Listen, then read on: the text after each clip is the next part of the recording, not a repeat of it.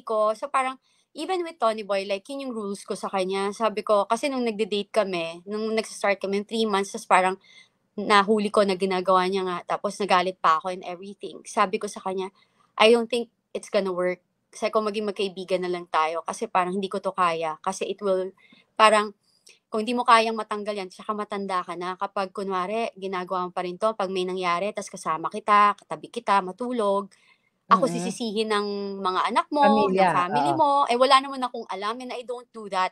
Hindi po malinis ang buhay ko. Hindi rin naman ako masama, wala akong krimen or Oo. anything, but, di ba may boundaries eh. Parang, Yes. in any relationship, yun yung gusto ko. Parang, kaya nga, I'm very blessed to have like wonderful kids. Diba? Siguro yun lang na yung binigay ng Diyos sa akin. Kasi, kung meron akong mga maling nagawa sa buhay ko is, ayoko lang talaga yung bisyo. Kasi, sa totoo lang ha, Maharlika, I find it super, super kabobohan and stupid na nagtitake ka ng drugs. Anong mapapala mo dyan? You know? Parang, anong makukuha mo dyan? Parang nag-change kaya yung attitude, yung thinking mo, kaya, spontaneous mag-decide, kitang-kita ko yan. Oo. Kapag Yeah. parang pagtitrip, bigla lang magde-decide, mangbubuli, ayoko niyan, gawin mo to. You know, parang ganon. Ito parang, manunutok ng baril, manununtok, yung parang, mang-i-insputo, like, Mood bipolar. swings. Mood swings, Oo. bipolar disorder, parang ADHD na malala, hindi ko alam. I'm Kompleto. nothing against with, Praning. ADHD Pero I mean, praning. Super Kumbaga praning. Parang, pinagsama-samang iba't ibang yeah. klaseng mental illness. Yes. So, it's not really good. Parang, hindi, you know, I've been in that relationship for 10 years. Nagbago siya nung kami. Kaya nga feeling ko, kaya ayaw nila sa akin. Kasi, nung naging kami, talagang huminto siya. Tapos, once in a while, umiinom siya. Tapos, once in a while, then pag nahuhuli ko, titigil siya. Kasi may mga code din sila dyan eh. Alam mo Code. yun? Teka muna, Yeah. code. So, may code sila sa pulburon? Yes, meron. Yeah. Iba-iba. So, yung isa, t-shirt, white shirt, ganyan. So, Ano yung white shirt? Polvoron. Kunwari, kunin mo yung 20 na white shirt, ganon. Ako kasi, because 20 na white shirt, like 20 sachet, grams. Siguro 20 grams. Whatever. Oo. Okay. So, parang, whatever na nila. So, parang, kasi ako, meron akong parang may listahan din ako ng mga code ng kung paano sinasabi yan. Kasi nga, image consultant ako, mo no? yung mga code. Oo. So, parang kailangan ko malaman yung mga ganyang bagay. 'Di ba? Para at least alam ko rin. And I'm very careful. Kasi nga, may sakit din siya. Siyempre, pag mahal mo yung tao, 'di ba? Ayaw mo naman mamatay agad. Hello, hindi ka mapumunta doon para, 'di ba? Yeah. Alam mo yun? So, sabi mo kanina na somehow nagbago yung ex-partner mo, si Tony Boy Florendo. So, pag sinasabihan mo ba siya, mapunta muna tayo dun sa kanya, no? Pag sinasabihan mo ba siya na you have to stop that kasi it's not good for your body, ano yung reaction niya sa'yo? Yung una nagagalit kasi siya. Yung parang, syempre, alam mo, you cannot teach old dogs new tricks, right? New tricks, yeah. Diba? Parang, ako, I guess, you know, parang I always kill him with kindness. Kasi, to be honest, hindi kami nag-aaway niyan. Never kami nag-aaway niyan. Mag-aaway lang kami because of other people, but not because of us. Kunwari, like ako, I'm very protective. Kasi yung rules namin, hindi ako makikialam sa family, business niya, sa friends niya. Hindi rin siya pwede makialam sa family, friends, and pero yung business ko, friends ko, nakikialam siya. Pero, alam mo yun, pero kasi, you know, di ba yun na nga, pag matanda ka kasi, number one, may insecurities ka na, syempre, mas bata ako. Di ba? 25 years yung gap namin eh. So, the reason why, kaya ako naman siya dinate kasi I thought kasi emotionally stable, then, of course, financially stable, then, you know, parang, you know, I want something like that. And I'm getting old, I have kids. Hindi naman din mahirap ang tatay ng mga anak ko. Very, afford naman niyang mabuhay. Hindi niya sinustentuhan mga anak ko. Just for clarification. So, maayos yung buhay ng mga anak mo, okay. Yes, very, very. Okay, so, dahil, you know, ang mga kaibigan ng ex-partner mo, ito nga sila Marcos Jr., sila Lisa, and sila Lagdameo, right? Oo.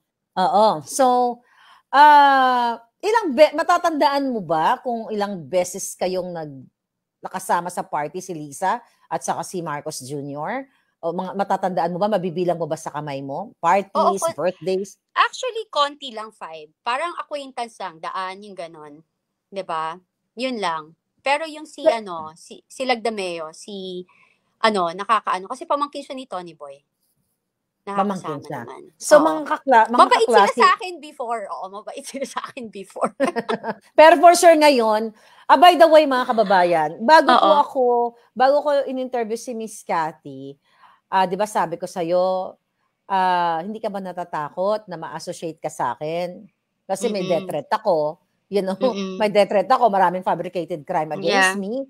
Sabi ko, hindi ka ba natatakot? Sabi ko po, mga kababayan, I'm worried for you na baka harasin nila, gorgorin nila. So gusto ko sabihin mo muna sa taong bayan, why made you decide na magpa-interview kay Maharlika? Well, una, like, to be honest, parang I stopped watching politics and listening to it. Okay. Then I came back from the States last November. So, masama rin yung experience ko. Kasi like, we have a property in San Francisco. Tapos parang I thought, regalo sa akin, everything. Then we trusted another friend niya, which is the brother-in-law of Inigo Sobel. Okay, na pinangalan namin yung half of the property sa kanya. So, nung naghiwalay kami, but you want to na maghiwalay kayo ng tama, right? Parang, syempre may pinagsamahan kayo, kaya nga ako, parang naghiwalay kami, kahit na anong pambababoy nila sa akin, paninira nila sa akin, siguro nagsalita lang ako 3 beses, then I choose not to say anything, kasi I realize, minahal ko yung tao. And it's sad lang din, kasi yung ganun na age, tapos I thought, ipoprotect niya ako. Kasi ako, alam talaga yan ng tao yan. I post him in Facebook, I protect him, I defend him, like literally. Then I realized, nung ako na yung nagkakaproblema, hindi niya ako dinidepensahan. Then I feel so alone. To the point na yung kaya kami naghiwalay, may nagsasabi na nilalaki ako and everything. Lahat na! Same! Like, lahat ng pambabato. Yes. Parang katulad lang sa akin yan. Yeah, it's, apparently, it's a narcissist thing. It's like a drug addict or addiction. Yung pag nag-use ka ng drugs, side effect din yan. Tamang hallucination, tamang hinala. Yeah, at saka unahan yan sa kanila. Yung style, I've seen. I know the style. Parang, hindi sila lalabas. Parang, they will use people to defend them. Hindi sila magsasalita.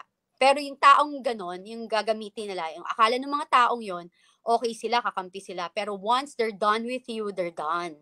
So, syempre, you know something from them, sisirain ka nila, bababuyin ka nila, parang wala ka na. Tapos tinatanong mo ako kung hindi ba ako natatakot. You know what, Maharlika, I only live once. Diba sabi mo nga, and sila rin nagsasabi, they only live once. So, let's do it right. And especially now na, bumalik ako sa pagiging born-again Christian, diba? Parang, maybe this is my purpose. And, handa din naman ako bago ako umarap sa'yo. Marami rin naman tayong kakilala dyan. Hindi lang naman sila. Nag-consult ka sa mga anak mo? Yeah. Okay. Yeah. And like, even like family, military, friends sa military, and like lawyers and everybody. Kasi I'm just speaking my truth. And ako testigo ko, parang how can you erase that 10 years, that almost 24 hours kami together? Then I have, diba, parang may mga evidence ako ng pagbubuli sa akin. Ginagang up ako. Meron pa nag-send sa akin ng picture ko, pinapasundan ako before. And luckily, maganda yung relationship ko with sa Armed Forces of the Philippines and sa PNP. Kasi, parang talagang natulong tayo galing sa puso na hindi ko pinopost siya, hindi tayo nag-ano. Alam mo, importante yun pag mabuti ka eh. Never ako nag-ask ng favor from them, yung mga gano'n. So sila yung nag-reach out sa akin. Sabi niya, ma'am, okay ka lang ba? Sabi ko, okay lang ako. Alam mo, may Diyos eh. Pag ang Diyos ang kakampi mo, lahat yan wala. Diba? So hindi ka natatakot gurgurin ng mga bangag? Hindi. Handa naman ako eh. Alam mo, Maharlika, before ko to gawin, lahat to, as in siguro meron ako sinabi sa USB ko, mga 150 USB pinamigay ko. Oh and my God! Kabisado nila yan. Baka pwede naman makahingi ng isang USB dyan. Papadalang kita. Diba? Kasi, okay, medyo napukaw mo ako doon sa isang post mo nung July 23 na sinasabi mo, naiirita na ako sa nangyayari. Isa na lang, bibingo na kayong lahat. Lalabas ko na si Voltes 5. Kaya sabi ko nga sa vlog ko, let's vote in. Kontahin ko nga tong babae ito. Ayan, nag-vote in na tayo. Nag-vote in na tayo. Ano ibig mong sabihin nito? Okay. Like what I said, kasi, if you're a victim of a certain group, and like, for the longest time, tumatahimik ka, then yung na-trigger ka ulit, kasi nakita mo na, sandali lang, na to parang sobra na to, kasi hindi na to one individual or one family or 10 tao, 20, 50 tao. We're talking about the nation. It's for the Filipino people, 'di ba? Parang then ang pangit kasi na yung parang nakikita ko yung nagiging normal, yung mali, yung mga leaders natin ito-tolerate mo yung mali. It's so disappointing, and I like what I said, I want my children and my future grandchildren na magkaroon ng future na maganda naman, na magkaroon ng Pilipinas na maayos, hindi perfect. Alam mo, I've been there. Again, I work for a politician and everything, wala talagang perfect. Sabi ko nga, walang sinumang presidente na may masasatisfy na tao. Pero sana lang, parang ako, remember, all the leaders in the Philippines, huwag niyong kakalimutan na nandito kayo for the people, not for one certain individual, one family, or like one group, 'di ba? Parang pinangako nyo na magsilbi sa mamamayang Pilipino. Hindi kayo dapat na magpadikta or like matakot. Dapat sila matakot sa inyo kasi yun ang sabi ko nga, 'di ba? Parang kapag kayo lahat nagsama-sama against one person or whoever is like doing some evil things out there, or like dictating something na parang hindi kinabubuti ng Pilipinas, kaya nyo 'di ba? Parang kaya natin lahat 'yan. Temporary lang ang leadership ng kahit na sinong presidente, congressman, senator, temporary lang lahat 'yan. Para rin yung artista na ngayon sikat ka, bukas makalawa wala ka na. So make the best out of it kasi para rin sa mga pamilya nyo, anak nyo rin 'yan. So yung trigger sa akin yung nakita ko na babae kasi ako, nabully nila ako. So nakita ko kung paano nila binubuli si VP Sara. Sabi ko, oh my God, this is so BS na to. I'm sorry parang sobra to, maling-mali, parang tumulong sa iyo Parang kasi na-feel ko. Alam mo, na-feel ko talaga. Like hindi ko parang unexplainable kasi nga ako biktima nila ako 'di ba, ng grupo na 'yan. So parang biktima ka ng grupo. Liwanagin lang natin. Grupo nila, yung ex-partner mo, nila Anton Lagdameo, yung SAP. Yes, oo. Yeah. At iba pang nila Marcos Jr., yung mga grupo nila. Yeah, kasi in a way, I feel used also with my ex. Like, nung time na may kaso siya and everything, I was the one there to defend him. Like, wala nga nagdedepensa sa kanya. Parang even yung mga pamilya niya, yung ganun, gagalit sa kanya. Tapos I was just there for him. Then nung may nangyari sa amin, may naninira nga sa akin. Ang hiningi ko, kaya ako naman siya hiniwalayan kasi sinabi ko na gusto ko lang malaman sino naninira sa akin. Kasi I don't feel safe around them if it's like that. Yeah. And I'm getting old. I just want transparency and honesty with our relationship. So hindi niya binigay. Sabi ko, why will I stay in a relationship na ako lang yung nagpo-protect pero hindi ako pinoprotect? So nung naghiwalay kami, rather than I thought na mag-e-end kami ng maayos, binuli nila ako ng binuli. Like they even, kunwari, di ba, 10 years kami. So may mga binigay siya sa akin, like mga gamit, like what do you call this? Cars and everything. They even like forged my signature to sell those cars.